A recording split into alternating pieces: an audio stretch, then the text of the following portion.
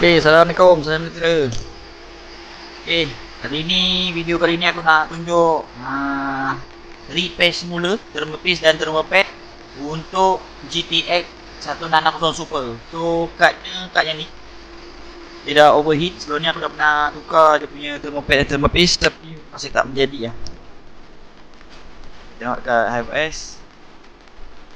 So, ini dia tak naik sampai 332. So aku akan try guna rayon mount. Satu lagi thermal pad ODC. Okay, kita try ya.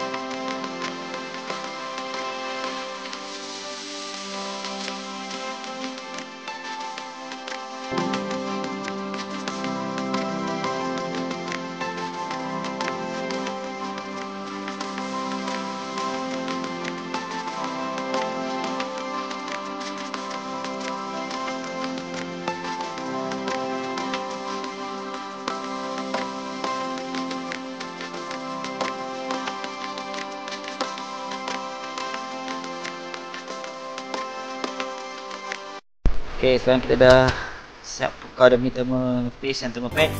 Okay, kita try ya. Masuk dekat situ.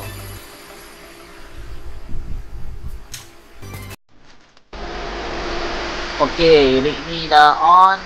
Kita try tengok hasilnya. Okay, ni dekat rig nombor 3. Dah. Alright, tun yang ni 160 Super yang ni. Ok, sekarang dia dah boleh lebih dari 30. So, tapi dia sekarang 56 lah. Sebelum ni 70, sekarang dah 56. Ok, so sekarang ni maksudnya pertukaran thermal paste ni memang boleh. So,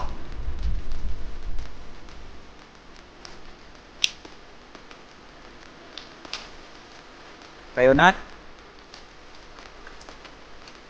dengan thermalite terbaik. Ok, itu saja video untuk kali ni. Happy mining guys.